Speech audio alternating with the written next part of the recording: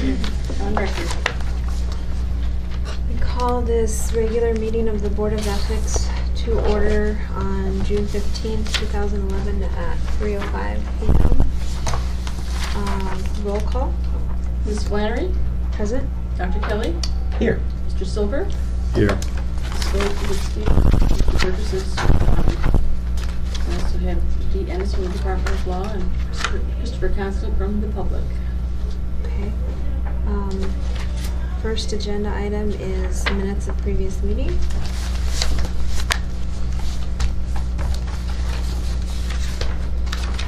We have minutes from the regular May 17th meeting and the May 27th special meeting. Does anyone have any edits to those, or do I have a motion? Madam Chair, I move to accept these minutes, to approve the minutes.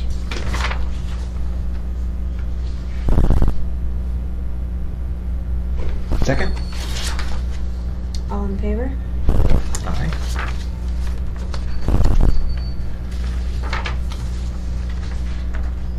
Persons to be heard? Mr. Constant, are you here to be heard today? I just am following the process, and I have some additional information, but I don't know when it's timely to present that information. Okay.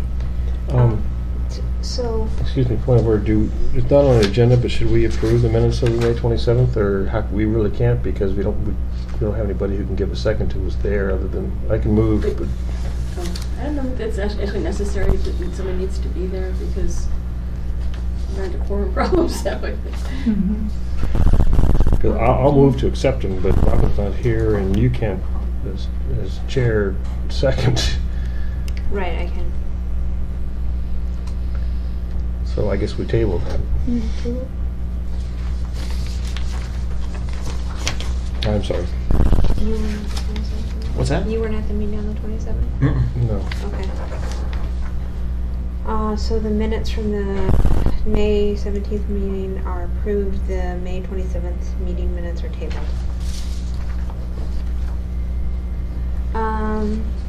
Let's see. We are going to take up consideration of the notice of potential violation that you filed. It is on the agenda for today. So perhaps we wait until we get, would you I'm in no want to rush. wait until we get to that one? We could Change the order of the day. change the order of the way in which we take them up so that we do this one first. So moved? Second? All in favor? All right. Aye. Okay, so 2011-3, we'll move up to A, citizen. All right, no special orders. So now we move to old business. First item under old business is notice of potential violation 2011-3. You thought we were moving the order? No, we just Yeah. moved to change put these in different order here. We're going to do number just passed the 2011-3 first. Okay. To rearrange the order. Okay. Yeah. Out of consideration for our guest. Does anyone need a copy? I could use a copy, yeah. And just so if you understand, Mr. Constant, the reason we couldn't take this up last month is we have a member with a conflict, Yep. and without her here, we didn't have a quorum. Really, no harm on my part. No harm.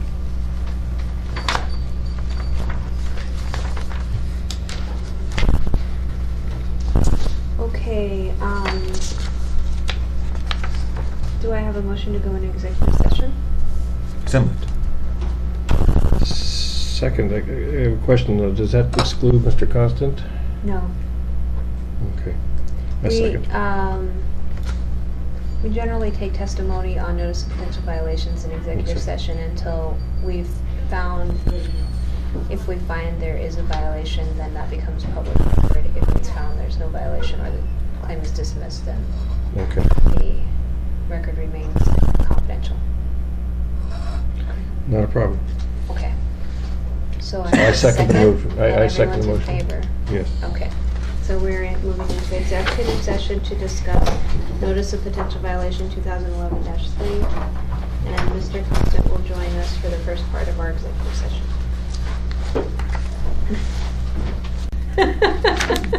Open session.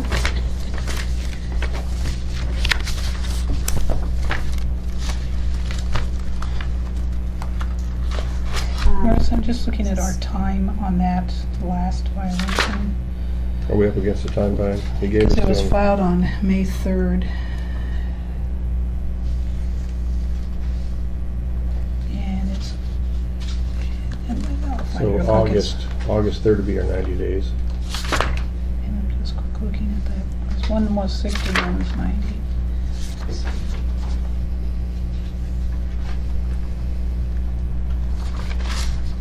90 days. With a 60-day extension if we need it. I think Yep, so. yep. Okay, so 90 days, so our So we're okay. deadline is, 90 days from May 3rd. So approximately August 3rd. and our next meeting is July 20th. Okay, so,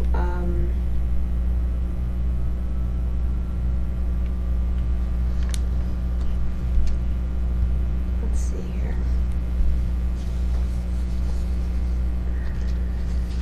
The last notice that I sent out to somebody, I think was, I think the clerk's office would have it.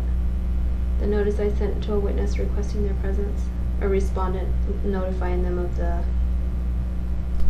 I don't know if we have, who sent it out to. Some of them were done in email, and some, I'm trying to remember, who was the last person we called as a- Police officer? No, was a subpoena. Oh, But be careful about names, Les.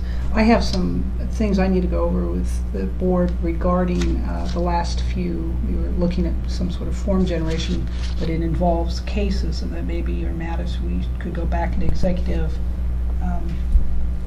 if we need to mention names to figure out memory-wise who it was. right, okay. So we're gonna call the respondent to our July 20th meeting and we'll discuss the process for doing that in executive session. Next on our list is notice of potential violation 2011-1. And I have my notes indicating that it was, Marissa, can I stop you though? Because what session are we in right now? Executive? we're in open session, Okay, so we can't mention the names. correct? Okay.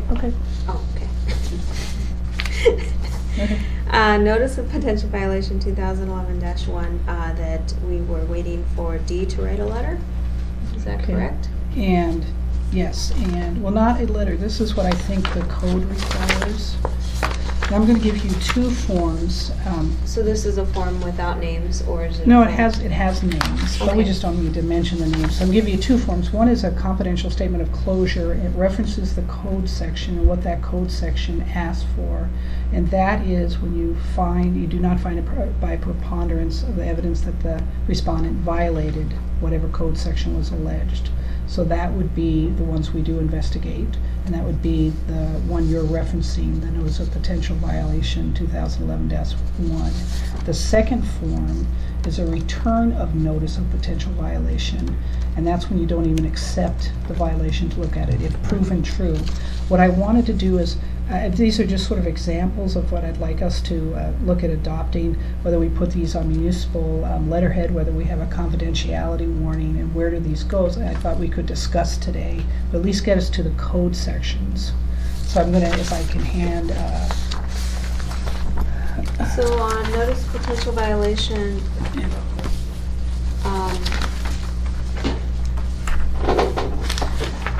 so on the, 2011-1, when was that filed? it was filed, I have it here. March 8th, Yeah, March 8th. and -2 is 427. So we're outside of the 90 days, but I don't know whether we continued it or not, but this would be concluding it. Yeah, that's right. I mean, we made our decision at the last meeting, so that in essence closed the investigation. This is just a question of what form do we use and things like that, so. And maybe we can go to that code section just so we can. Let's see, it's 070G4, 115.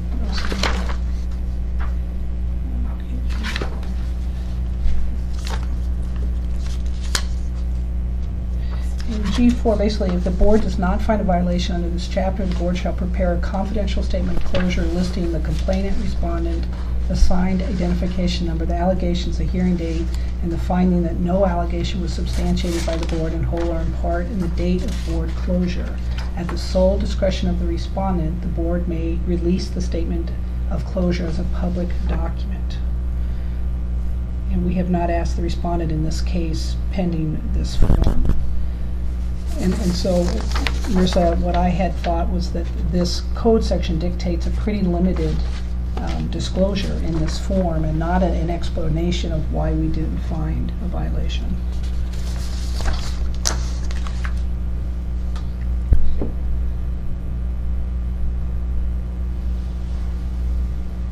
And then the question would be, assuming we do some type of modification of this form, where does it go? Does it get sent to the complainant, or do we have a, I mean, if this is confidential, where does it go in the clerk's office? Are we sending this then to the complainant, who then has a form that he could publish in some form?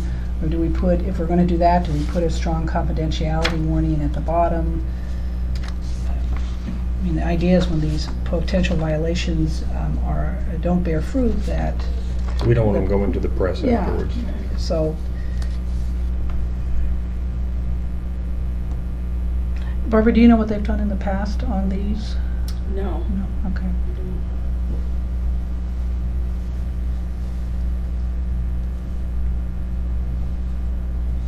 I guess my thinking on it, so the last one that we had like this, we found a no violation, but we had a substantial amount of reasoning that went into that finding. And I thought that it was the will of the board that we share that reasoning with the respondent to provide them guidance on future behavior. So we did the short version and we did the longer version explanation, and we sent both versions to the respondent. Now, I'm not sure they have been sent on. Do you know that, Barbara, that they have been sent on? Or, I'm not sure that they, we had held it up because you and I were debating, I think, this section Oh, versus... this one has not been sent on. No, No. but... I mean, there are others that have been sent. Yeah, but- Okay, if it's been sent on, fine. I mean, I'm not so, I wasn't so sure of that it actually got sent out. Okay, shall we go into executive session so we can clarify which It's what probably a has good idea. been sent and what Yeah, hasn't I'll been move that. sent? I'll move that we go into executive That's second. session. Thank you. Open session.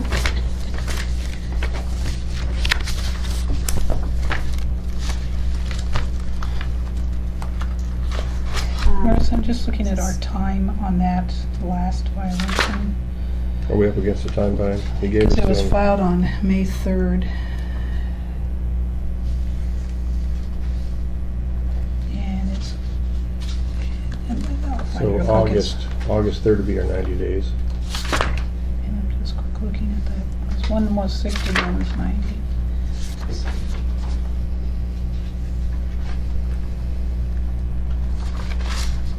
90 days. With a 60-day extension if we need I it. think Yep. so. Yep. Okay, so 90 days, so our So we're okay. deadline is, 90 days from May 3rd. So approximately August 3rd. and our next meeting is July 20. 20th. Okay, so,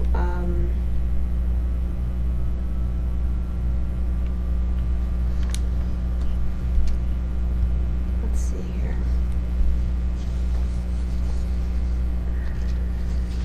The last notice that I sent out to somebody, I think was, I think the clerk's office would have it. The notice I sent to a witness requesting their presence, a respondent notifying them of the, I don't know if we have something under. Some of them were done in email, and some. I'm trying to remember, who was the last person we called? as a- Police officer? No. It's a subpoena. Oh, But be careful about names, Les. I have some things I need to go over with the board regarding the last few. We were looking at some sort of form generation, but it involves cases, and that maybe are matters we could go back into executive if we need to mention names to figure out memory-wise who it was. Right. Okay. So we're gonna call the respondent to our July 20th meeting, and we'll discuss the process for doing that in executive session. Next on our list is notice of potential violation 2011-1. And I have my notes indicating that it was, Marissa, can I stop you though, because what session are we in right now? Executive? we're in open session. Okay, so we can't mention the names. Correct. Okay. Oh, okay. Okay. Notice of potential violation 2011-1, that we were waiting for D to write a letter. Is that Okay. correct? And, yes, well, not a letter, this is what I think the code requires. And I'm gonna give you two forms. So this is a form without names, or is it? No, a it form- has names, but we Okay. just don't need to mention the names. So I'm giving you two forms. One is a confidential statement of closure. It references the code section and what that code section asks for. And that is when you do not find it by preponderance of the evidence that the respondent violated whatever code section was alleged. So that would be the ones we do investigate, and that would be the one you're referencing, the notice of potential violation 2011-1. The second form is a return of notice of potential violation, and that's when you don't even accept the violation to look at it, if proven true. What I wanted to do is, these are just sort of examples of what I'd like us to look at adopting, whether we put these on municipal letterhead, whether we have a confidentiality warning, and where do these go. I thought we could discuss today, but at least get us to the code sections. So I'm gonna, if I can hand, So on notice of potential violation,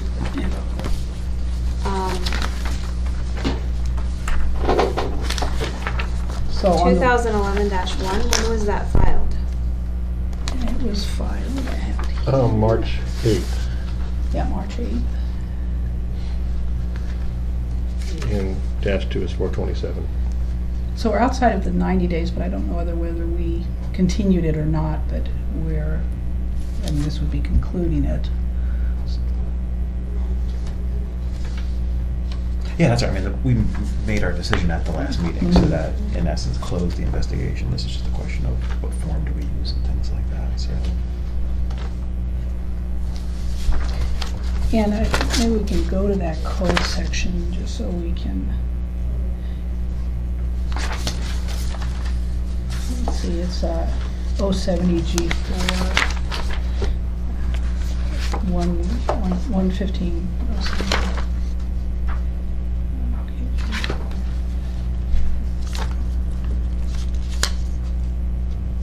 In G4, basically, if the board does not find a violation under this chapter, the board shall prepare a confidential statement of closure listing the complainant, respondent, the signed identification number, the allegations, the hearing date, and the finding that no allegation was substantiated by the board in whole or in part, and the date of board closure. At the sole discretion of the respondent, the board may release the statement of closure as a public document. And we have not asked the respondent in this case pending this form. And so, Marissa, what I had thought was that this code section dictates a pretty limited disclosure in this form, and not an explanation of why we didn't find a violation.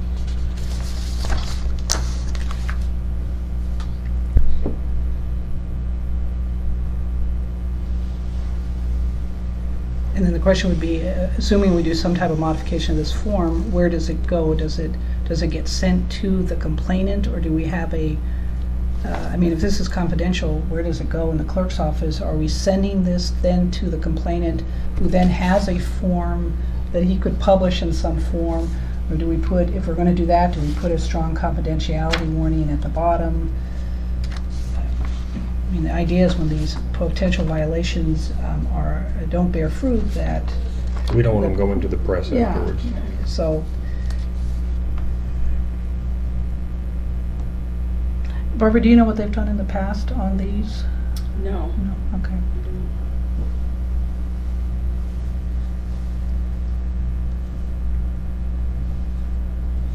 I guess my thinking on it, so the last one that we had like this, we found a no violation, but we had a substantial amount of reasoning that went into that finding.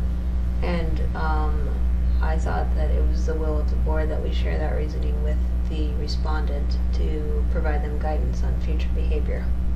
So we did the short version and we did the longer version explanation, and we sent both versions to the respondent.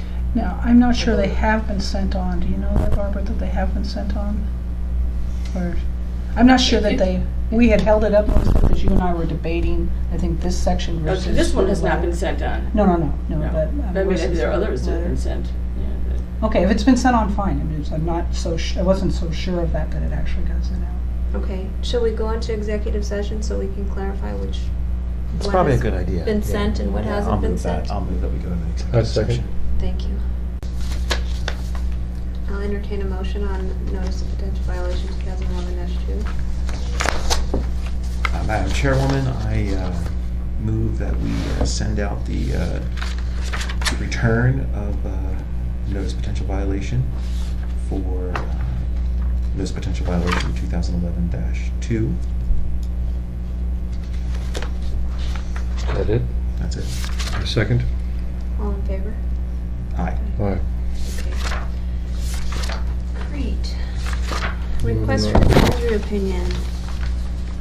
those have already, We don't have any more of those today. yeah, that was. Oh. Looking at an old agenda. Right. Okay. Gift disclosures.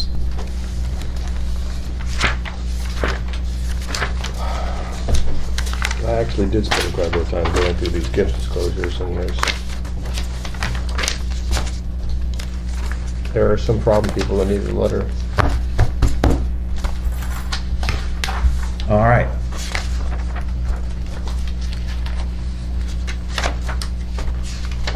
I'm not talking about the chief of police or the mayor or it's the teachers again. Yeah. All right. So who we got this time? Well- I picked out one myself that There are several. Holly Scott, right? Well, I guess actually that's class parents. So that, Yeah. That one might be all right, but there's a lot. I mean, there's just a ton in the Well, $150 we expected range, this rash of them because it's in the school year. but- Right. This were the ones, this pile here was the one, well, let me see. I pulled out this many that needed letters. Really? Okay. I might be. When I looked, I don't know if I had quite I'll that go through it many. again and just check. So our decision was anything over $50 from an individual To a teacher. to a teacher. What's MLMS parent? That would be Mirror Lake Middle school. Middle School. Okay.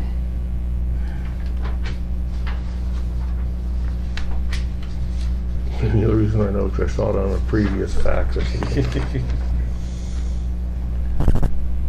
Parent of student in my class who is moving to middle school.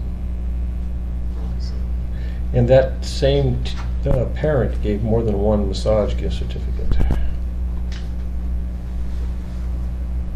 I think at some point, just like the municipality does for, going after the drivers who are giving people money, we need to go after the people who are giving them money. Mhm. I had an idea on that. They don't understand what they're doing, I don't think. Right. I thought maybe we could write a short one-paragraph blurb that could go in the newsletter of the schools. I did this for my son's Oh, class. That's a good idea. Yeah. This last go around, when they were asking parents to donate to a class gift. And I sent an email around saying that we wouldn't want this teacher that we love so much to Be subject be to an put, ethics be put in violation. an awkward position because of our generosity. So let's remind everyone of the rules that if an individual parent gives, needs to be less than $50. if we give as a group, it needs to be done as the entire group, the entire class, not just certain parents. And not that everyone has to give, but that when the gift is given, it's labeled as coming from the class. And I think that's all I said, but it was pretty short and to the point. That's great, yeah. And it worked, I think. I don't know. Well, let's In get that other words- blurb, let's get that blurb of yours and let's talk to let's Carol and see if we can't get Send that it out widely as distributed. proposed or suggested I think Eric was message. our tie to the school district and would work with us. Eric Tolleson? Yeah. Okay, so, Excellent. They did send, I have a copy of, I don't have it here with me, but they did send a letter out to all the teachers, the school district did. So I have a copy of that at work. That was sent out to everyone, reminding everybody. Right, right. All right. But that, I reminded It- Eric to it- send out the reminder. but unfortunately, it's, the teachers are put in an awkward position. Right. Oh, yeah. It's, you know, the parents are pushing stuff on them and they go like, well, you know, they're damned if they do and damned if they don't. Should get Julia O'Malley to write an article about it. July It 20. may not be a bad thing. I mean, when we look to explain, you know, look at the wide variety of gifts between $50 given for, or some gift certificate to diamond rings and trips and coach purses on the other end of the spectrum. Well, it may be time to go back to the school board, right? I mean, Wildwood PTA. They weren't interested in listening to us. Mercy They and I were. went there and they just were like, yeah. but we got a different group of people there. Maybe they'll listen this time. I do agree with parent education. What is PTO? Parent teacher organization. Okay. So this one says Eagle River Elementary PTA, member of the PTA, in support of teachers. Gift for joining the PTA. I thought that was a little odd. I don't understand that. You get a gift for joining the PTA? Ooh, how do I join? I mean, how many Shall I kids in school can Mark have a this one for parent join? follow-up somehow? What was the dollar on $75. Oh, the one here for the Skinny Raven gift card? Well, there's another one. no, Gladys this- Wood PTO, This one says, PTA, Parents, Principal's Day goodbye gift. gift for joining PTA, value $75, Eagle River Elementary PTA, January 2011, member of the PTA in support of teachers. I don't understand what's going on here, I guess. Is the point. Oh, and then the Skinny Raven gift card, right, that's the PTA. Well, but that's the PTO, but that's from the, it's actually From the organization? from the whole organization. Right, okay, so that one doesn't have a letter necessarily. On the side.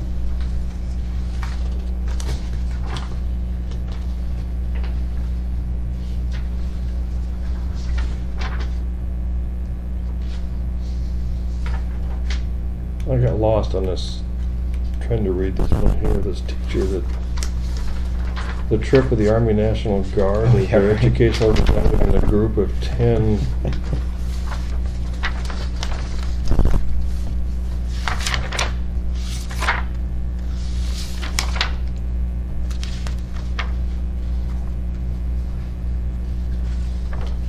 This one is also confusing.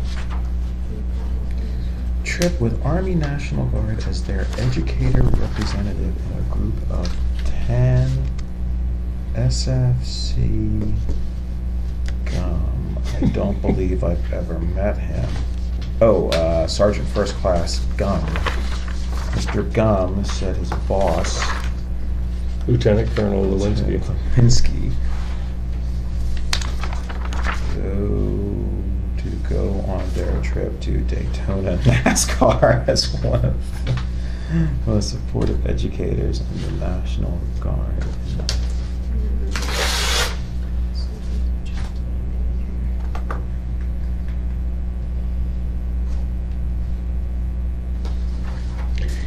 In this particular case, it's a little, this isn't a teacher giving, I mean, a parent giving this. No, in fact, she lists it as a civic award, Yeah. so. But it's hard, just the writing, it's almost like you need another page, just put it on a plain piece of paper.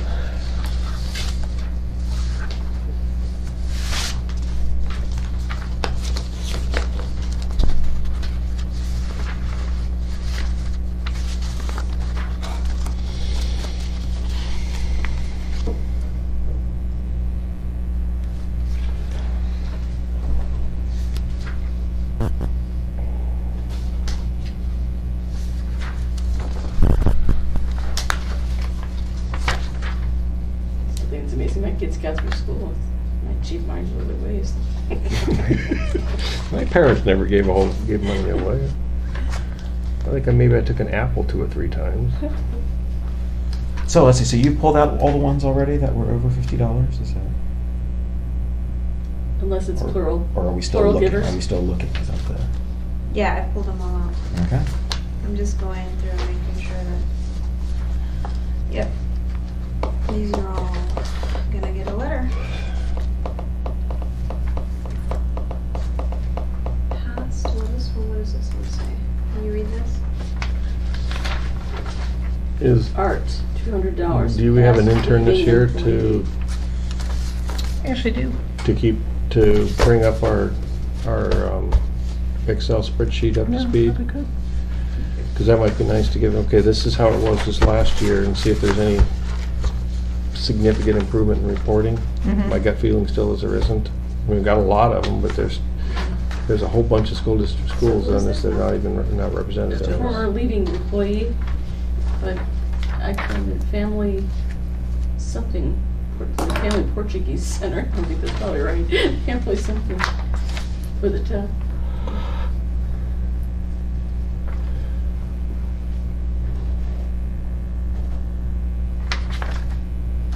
I don't understand what this one is. Maybe I'll mark it for fall. Because that would give the superintendent and Eric an opportunity to see whether or not their efforts are having any results. Remember, the teachers are not gonna be available till August, most likely. You think if I sent email to Eric on these 3, he could follow up? Yeah, but I understand it may not be till August. Well, we still have Starts one real early teacher this year. who we're supposed to be speaking with. Yeah. And, Coming in July, okay. out of town now. But we were able to contact them just right at the end of school, and now I think people kind of spread a little bit. Well, what we did last time with the set of letters we sent out is we sent them all to Eric for Mhm. distribution, right? Mm-hmm. And did those go on our Board of Ethics letterhead? So, did I you, don't remember. I'll check, I think. do you think maybe I should give you this pile Yeah. to Mhm. draft letters for? Mhm. I can do Okay. that. We'll count them up, how many there are.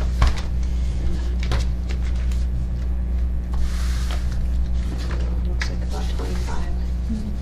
Yeah, maybe we should think about going back to the board, right? I mean, because things have changed a little bit, because now we're sending these letters out, and we're sending them out to a lot of teachers. And maybe that changes the dynamic. Now, you know, last year, you were sort of like, well, you know, teachers are put in unusual, you know, they're not sure to do this. Now we're saying you're really putting them in a terrible position, because they're now getting letters from the Board of Ethics On 4. about these gifts, because you're not providing them any regulations or guidance on this issue. And we gave you an out a couple of years ago. Well, that's, I mean, that's, because what's changed is now we're doing something about it, and now, you know, it's not just that teachers are in a gray area. Teachers are now being placed in a very unfair position where they're Well, not yeah. getting guidance from the Board of Ethics, from the school board. Well, They I have really parents like- pushing gifts towards them, and so, you know, that the Mhm. main out that they would have would be, I'm sorry, the school board does not allow me to take these kind of gifts. Mhm. And so they're taking them, and then they're, you know, potentially in violation of the code. Well, I really like Marissa's suggestion of parent education.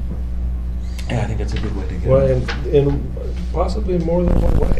Mhm. You know, actually, you said, somebody mentioned if you can help, if you can contain the message.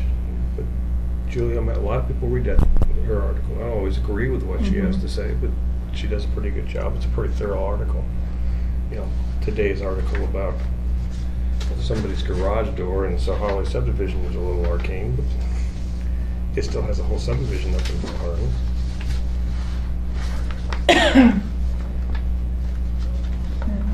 We could get the press involved. Well, we got that story last time. I mean, I thought that story Yeah. last time, Meg Yeah. Holland did, kind of just laid it out, like, you Mhm. know, it's, and checking the reader comments on the web, most of them were sort of like, wow, you gotta be kidding me. People getting it. But there were also a lot of parents who posted saying, like, you can't prevent me from giving gifts. It's a free country. I can do whatever. All right, disclosure forms. Do you need a motion on the gift disclosure? Apparently not. Only if we have been issued, right?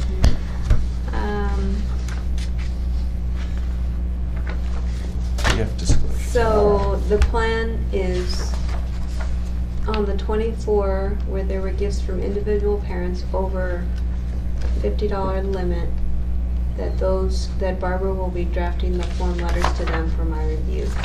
Those will go then to Eric Tollefson Tollefson, yeah. for distribution to the teachers. And there's 3 that I've pulled for follow-up with Eric because they're unclear. Okay, Okay? okay. Thanks for letting us know.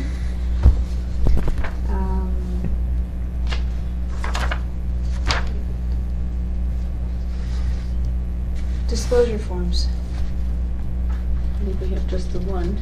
Which, is from. can we review this disclosure form if we don't have a quorum? Because he can't review his own. Oh, who am I? Oh, my, Yeah, Yes. no, I don't think we can, right? I mean, I think I've been ready to think it probably would not be appropriate even if we could. Okay, We'll- so that we'll has just- to be tabled. We'll just push that one back, putting you further in violation of the ethics code. Well, if you don't file it on time. Well, it's a fair point. I didn't file it on time, but nonetheless, I did file it 2 months ago.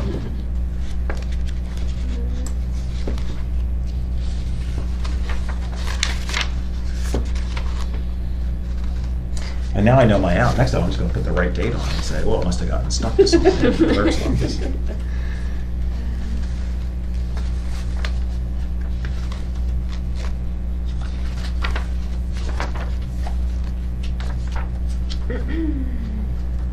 Can I ask a Draft general? letter to assembly. I'm sorry. Oh, go ahead. Oh, I just wanted, Barbara, do we get the notice of intent to respond to public solicitations? Do we ever review those? That are we have published? reviewed them, yeah. Are they routinely given to us? Well, to the board, yeah. I don't Your have any advice. here, though. Do we have someone that's? No, I don't have any. Well, and the reason is, and I'm just going to be frank, is here's one, June 3rd, 2011, where someone from real estate service, someone in finance is bidding on a foreclosure sale, and the bid date is, they have to submit their bids by tomorrow. And then the code section, and they did these 10 days ahead of time, which is what the code requires, but the code also says that that the administrative supervisor and an ethics officer will review this. I stumbled upon this. There is an administrative supervisor signature, so one of the things we need to do is modify this form to have an ethics officer. Well, maybe it's on a second page that I didn't copy. I'll have to check, but I don't think that. But anyway, it brought to light, wait a minute, if we're not seeing these. So, yeah, we, The only We time I dealt with believe respect that to we've the seen mayor. them Yeah, his yeah, so brother. special is request. where someone is asking for the annual exemption. Those are the only ones I can remember. And these, my office sees them because we need to post notice. Right, exactly. So And you're not so- reviewing them for substance, really, are you? I mean, you're not submitting ones on that you think might not look good or might not. I mean, you're not looking for conflict, really, are you? You're just putting them on the Well, I mean, if they're coming website. to us, they're substantially, the question, yeah, we have talked to, on this case, we've talked to the person real estate services. Because quite frankly, we had a call yesterday or the day before, somebody asking, is there a way around the 7-day deadline? We said, no. Mhm. No, you blew it. But, and so we called real estate services to make sure that, and they said, oh, no, we know that. We have a sign we're gonna post by the desk where people submit their bids, saying if you're a municipal employee, you had to have been noticed 7 days to the public that you're bidding. Well, I bring this up because it's a sort of self-policing. As long as they've published the notice of intent to respond, there's no one that's really looking at it. So the only ones But we again, Which I how much find did very the The board- only disturbing. ones we review How at much this did the point board are do? the elected officials. Well, Or, and and people or, looking for a or waiver. family members of elected officials, I believe is what happened. Because we did review the one for the mayor and his brother last time. Well, the mayor pretty much can't, an ethics officer can't sign off on the mayor's stuff. It understand. has to go to the board. But let me just show you this provision. I just bring it up because it's disturbing to me that it is just going through our system. The provision I thought the point of the publication though was to put the Right. public on notice, not to. Well, here, the provision says that the purchasing officer or other municipal official, let me read a different one. Let's see, the employee's administrative supervisor and the designated ethics officer confirm in writing that they have each reviewed the municipal employee's notice and either that no potential for conflict exists or the potential for conflict has been managed. Now, this is, let me give you that, it's 1.15.025E5E, which is acquiring an interest in contracts. And so at the beginning of that whole section, it tells you, hey, you have to file the notice of intent to respond to public solicitation. And at the end, it says, and MOA, don't award a contract unless these things have been done. And unfortunately, this form, and I'll make sure there's not a second page, maybe I didn't print off a second page, is signed only by an administrative supervisor, not by an ethics officer. And we touched on this last time. I'm the municipal ethics officer, and then each department have their Right. own ethics officers, and they handle. I handle tons of these type of things every week. Right. Very time-consuming, actually, portion of this job, and then decide which ones to try to send on to you. I don't see the signature of the ethics officer, and maybe that would work if the form had a signature of the ethics officer. This ethics officer, I can guarantee you, would have stopped this. But just for concern, not that it's right or wrong. Right. Yes, So there's maybe not I'll even a just- line on the form then, is No, that the I thing? don't see it. Okay, So and that's one and that's thing just we gonna do. invite it, Yeah. the ethics officer getting skipped, right? So Yeah, the so code I- might say it, but if there's no line calling for it. So is So it the I'm ethics gonna- officer of the employee or the department? Well, it says designated Effect- ethics effective. officer, and so I would assume it's of that employee's department. That was 025E what? Let's see, 025E5E. Way too many subsections.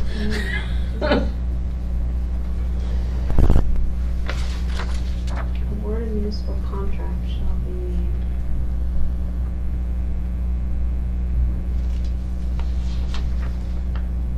And this is not they're not responding to a solicitation, what are they doing? No, they're gonna put a bid in on on foreclosure, foreclosure. municipal foreclosure properties. The bids are due tomorrow. And this person, this is the same thing the mayor was doing, except he went through you. Is bidding on on properties that are up tomorrow. I'm thinking that the responsible agency ethics officer, Is the one. yeah, I Yeah. mean, Yeah. like Tammy Oswald's ethics officer ought to question her whether the mayor or anybody else asked her questions that are inappropriate, Mm-hmm. Yeah. so. Okay, well, at the very least, maybe Barbara, I can work with you that this needs to say ethics officer on it Mhm. and have a signature, because again, I think any So, ethics officer If would flag if this. an ethics officer, if the designated ethics officer for that employee Mhm. has not signed off on that, and that employee submits a bid on the Mhm. foreclosure, then they potentially are in violation of the code. Well, or it says, the section 5, award shall not be made to that person. So if this person Before it happens to happens. be the high bidder tomorrow, Right. now what do we do? You know, that has this really been looked at? Now, if it weren't this meeting, I was gonna try to go to the ethics officer for this person and explore it a little bit. Right. I think it should be the ethics officer of the department that's Right. granting. Yeah, so I think it should be the real estate ethics officer as opposed to the person bidding. Well, I mean, It says because that's the a- employee's administrative supervisor and the designated ethics officer. Designated ethic, yeah. But I guess it sort of makes it sound like as if it's the employee's ethics yeah, officer. because I think only the employee's designated ethics officer would be close enough to the situation and know whether there's a conflict, because they're with that department. Pardon me. So then what they would need to do is go through these factors here. Exactly. Right, and make a determination. Yeah.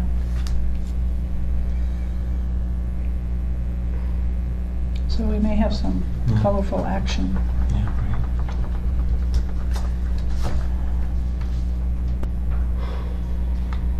right. But at the very least, I will work with Barbara on changing this form, because there should be an ethics. I know these disclosure forms, I think at the bottom of them have an ethics officer, don't they?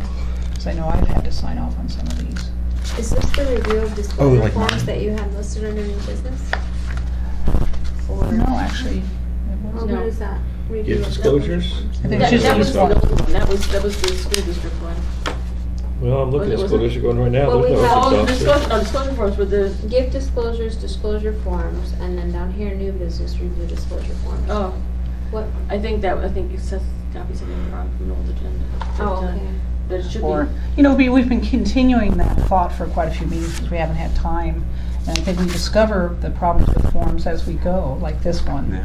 That This is flying right through the system. Mhm. And, you know, you revise the mayor's form.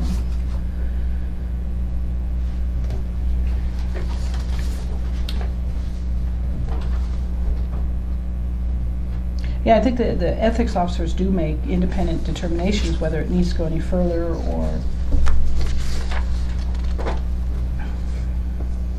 So, enough said, I'll change the form here. I don't have enough facts to present this to the board one way or the other. I may be seeking your help in a few weeks, Right, and I can only hope this person doesn't get the high bid. right, or that there's a second page that has it, but without that, we have to change the form, because Yeah. in practice, if the line's not there, then. Yeah, then it's not really fair to the Yeah. person who Well, and filled that's this right, in form that case, I out. was gonna say, geez, I fill out the whole form. Yeah. Mhm. And, How is you it know, fair to me? yeah. You know, people aren't gonna by and large know the code. Is it ever possible that the supervisor and the ethics officer could be the same person? It could be, I think.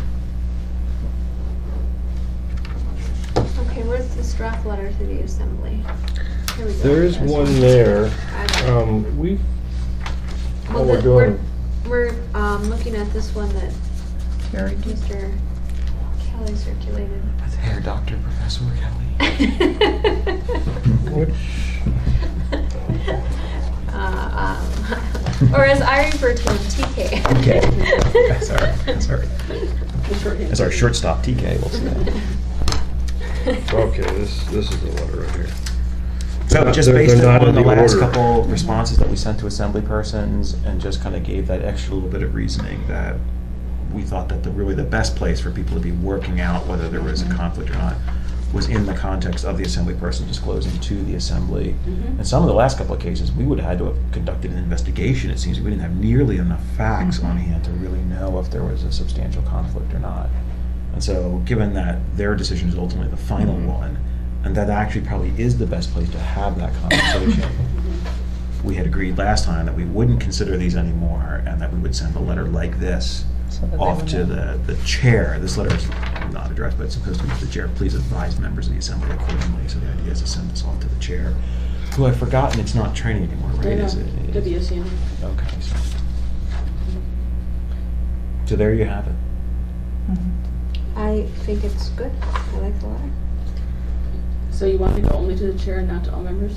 I would. Well, should we send it to all members? If we Yeah. send it to all members, then I will need to just I'll revise that last. You know, one suggestion I might make, I like the letter as well, is I wonder if we ran it first quickly through Assembly Council. Julia, who also was the person who, of course, helped draft the code, she has any suggestions. She's the one who works with them on a regular basis. I mean, I think I could do that by Monday as well. And, you know, if there were she's pretty opinionated about a lot of things about the code, and she might come up with some very good suggestions or say, hey, yeah. Or maybe she doesn't agree with it, that's okay, but if she has any other Right. additions, so that's just a suggestion, that she works with the assembly. That sounds fine by me. So do you move to have this letter out by Monday after Julia's review? Yeah, can we have, when do you think we can have Julia's review by? I will take, Friday is actually a deadline for PACE items, I believe, for the assembly and the next meeting, I think. So Friday will be a bad day. How about Tuesday or Wednesday, just to give that extra day or so? Well, we can do that, yeah, so then that would, yeah, so why don't we do that, and then we'll play it out, Okay. from there. If she doesn't, Well, and then again, if we like the letter the way it is after her feedback, then we just send it out. It's for And your if we decide that we're signature. gonna do it Yeah. more, we're gonna revise it significantly, then maybe bring it back to we'll bring it back to another another meeting. And I think it's courtesy to send it to her as someone who works with the Assembly and its ethics code, but that's what it is, as a courtesy. It's not for editing. Well, and, Right. the more heads, the Yeah. better. She has a lot of Yeah. insight, so that's a good thing. Okay, so do I have a motion that this letter is ready to go, under TK's signature pending review by Julia? So moved. I'll have to revise that slightly with the adjustment to avoiding, removing the last line. Right. Okay. Right. As amended. Second. All in favor? Aye.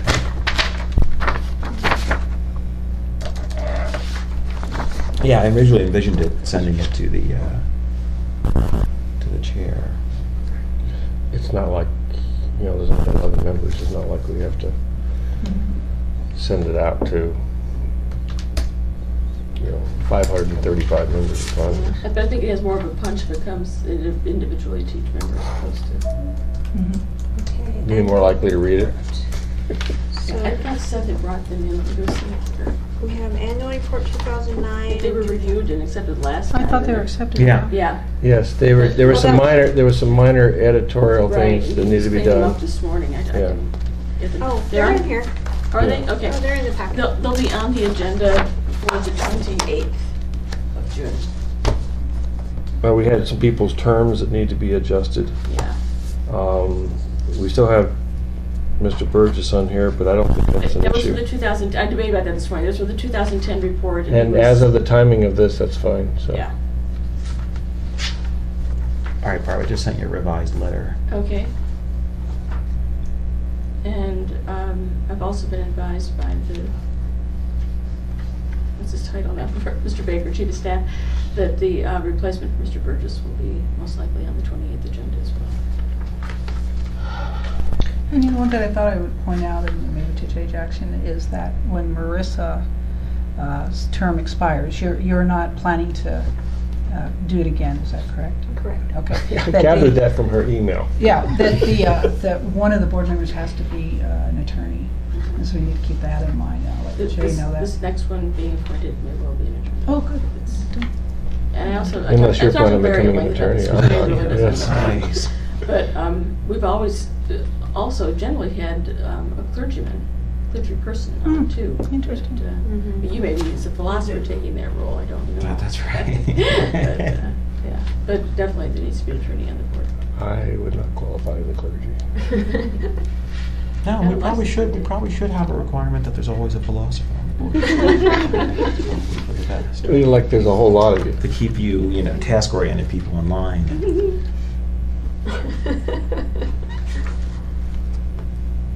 Okay, good. Well, I'm glad to hear these are on the agenda.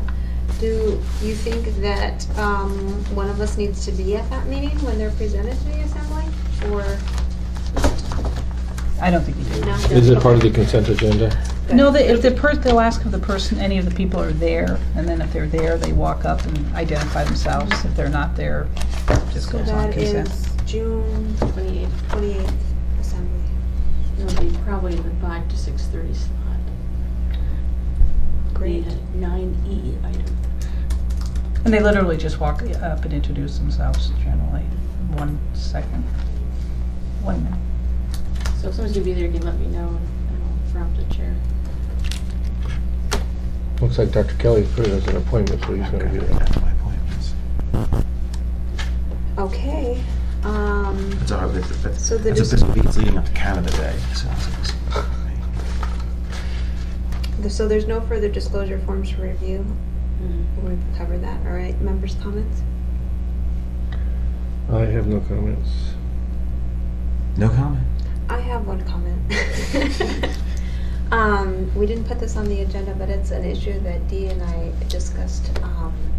We thought about maybe doing a different structure to the board because we thought about the timing issues and the quorum issues and the conflict issues and that sort of thing.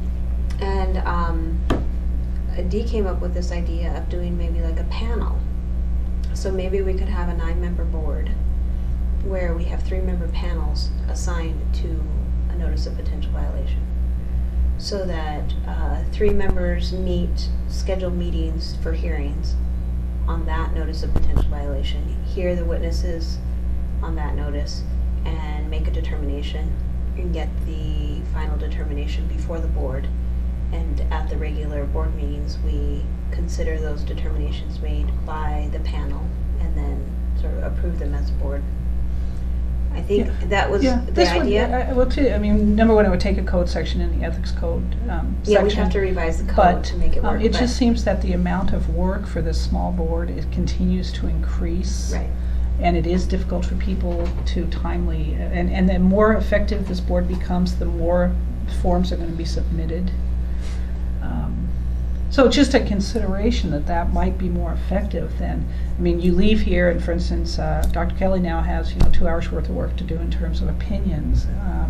But that's a lot, you're asking a lot of a volunteer group. And If you're gonna do that, the next consideration would be, if you're changing the code, should the board be increased to 7 members, giving you more flexibility in panel selection? Well, I was because of suggesting 9. conflicts? She I'm suggested Oh, no, nine. 9. Oh, you say Yeah. 9. No, definitely I think it should be Well, increased. something bigger, yeah. Right, definitely, I I'd didn't say hear that, that. With yeah. a quorum of 5? For a regular meeting, maybe a quorum of 5, and, but that we somehow designate these panels. The panels have authority to do the investigations. So that on any one that comes in, maybe we have a rotating schedule of some kind and say, okay, so now, who's up now? Okay, so Robin, Well, the Keith. Board of Equalization does this already. Okay, They have so they panels, have so a- we just have to, I can try to figure out what their model is. I don't know how it works. Well, but I mean, I'm not opposed to the idea, but I can just tell you as someone who had to get up to speed in a hurry, just like Robin Right. has. That was an and issue. Is that there has to be at least one experienced person on that on panel. each panel, and maybe one attorney on each panel. Also, you want to appoint a whole bunch of attorneys. There's also a big So- staff increase to support panels. Really? Having done Well, the maybe. Board of Equalization at one point in our career. We did that. Well, just to cover up. I mean, it's good to talk about these Yeah, things. yeah, but- that maybe, the Board of Equalization really meets a lot and has full-day hearings and all sorts Well, of stuff. maybe we look within our code as it's written and see if there's any flexibility within the code to do what we want to do now without. To deputize. Right, is there a way that we can say, okay, so Keith, you're gonna take the lead on this notice of potential violation. You can call witnesses and interview them, or do we have to do that every time as a full board? Well, right now I think it's just a quorum requirement of the full board. Yeah, and I'll have to think about it, but I hate to say, I mean, I like the full board being involved in these notice of potential violations. People have different questions and they got different angles, and we often talk to people and then deliberate a little bit and sometimes call them back and talk some more. I mean, I would prefer to, I like the idea of having kind of like panels or subcommittees or something like that, but I would prefer to farm out that kind of work in terms of like this disclosure review kind of stuff, and just have, farm that, so like you're going to review these disclosures and just come in with the ones that you think are a problem next time. Things like that. I mean, the notices, to me, that seems to me that's sort of the most important work that we do in some ways, and Right. I would hate to see that farmed out to a panel of 3, and you know there's going to be attendance problem. There's always going to be, so you're really sometimes going to be talking about 2 people, in essence, conducting an investigation. No, the panels, they have to show up, but maybe then, what we're looking at is maybe increasing to 7 people. I just think for I- 3 yeah. 3 or 4 people to do the amount of work that you're doing is pretty phenomenal. Well, and Keith doesn't do a damn thing, so they're really talking to him. You wrote our annual report. Oh, yeah, right. So Yeah, I know, you're of course, absolutely yeah. right. So I should say, Robin doesn't do a damn thing. She's not even here today. No, I think Robin did do. She wrote She's one letter. done, she's done. Yeah. So actually, but maybe increasing the size of the board probably is, I think, both in terms of the quorum issues and in terms of the amount of work, and you could start distributing. But I would say if we increase the number, so if we went up to 7, so what are we at now, 5? Because 9 is a lot for We an went up open discussion. To Yes. 7, then we would have a quorum requirement of 4. 4. Mhm. Is it awkward having a quorum of an even number? No, because No, Have because we ever had a anytime, split vote? Yeah. No, we tend to But the do, we tend to vote- work by consensus here, and that's fine, Yeah, right? Yes. that's But the right. vote generally is, in my understanding, is a majority of the members present at the meeting. So if you had four, well, we already have that potential Yeah, problem. If you had anytime. 4 people, it could be 2 and 2. Yeah, right, 4 members of the board right now. Yeah. They're all here, yeah. right. Well, maybe we at least consider increasing our numbers Mhm. and see if we can somehow make that happen. Well, and if we can't recruit an attorney by the 28th. Oh, no, we got one coming on. I believe that we have one. I mean, that's the Okay. indication I've gotten that it's not, the paperwork hasn't come through me yet for submission to the assembly, but for, Because, they're rather opinionated.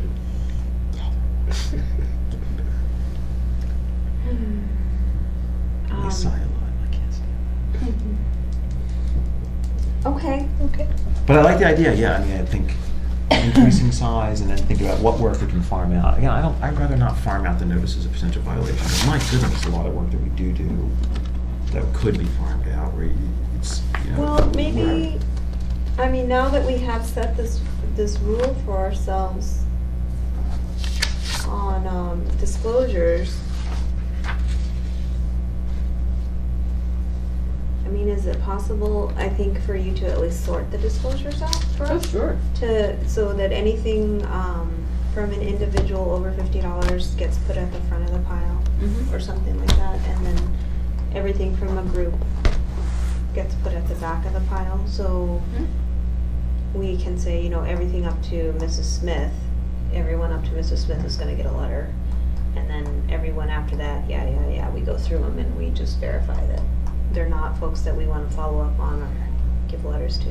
But that might save us, 5 minutes. Well, we've just had a lot of work lately, and even if you went up to 7, if a few people couldn't make a meeting here or there, it wouldn't maybe be as critical. Right. Well, that was, and that's part of the frustration on both the complainants and Jay's, I read her frustration in her letter. I wasn't happy with her tone, so that's why I responded to her.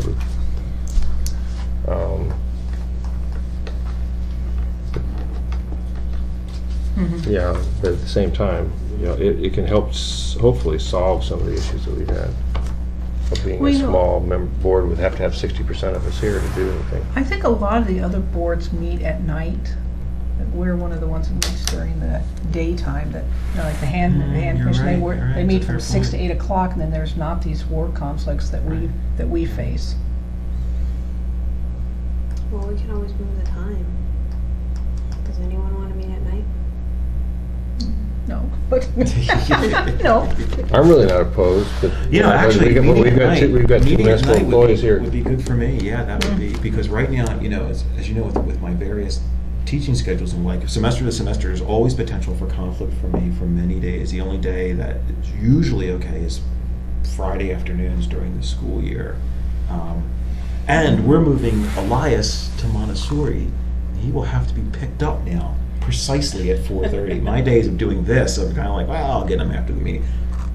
They'll be over. And so even some of my Fridays, if mom can't get him, and there's a lot of Fridays she can't, Mhm. I'm gonna have to depart at 4:15 or so on those days. And so for me, at any rate, yeah, meeting at night would be Maybe that's something we preferable. need That to would consider. completely clear out any potential conflicts that I have. And I don't mind meeting at night, we'll get some pizza or something like that. Well, we have our next 2 meetings scheduled, but then Mhm. maybe when we come up on the scheduling for the one after that, we think about. Because that would be back in the school year, that'll be the September meeting, and that's when. And we Right. maybe have the new member by then too, can ask that person. That's a good idea. Right. Mhm. Okay. But that might help a lot. I mean, everyone's got jobs and stuff. Like Robin today, right, if we were meeting tonight, she probably could have made it, but it sounds like a work thing came up today. Right. Okay, do I have a motion to adjourn? So moved. Second. Great. I think maybe, well, Robin also saw she had a conflict, Yeah, sure. and so she was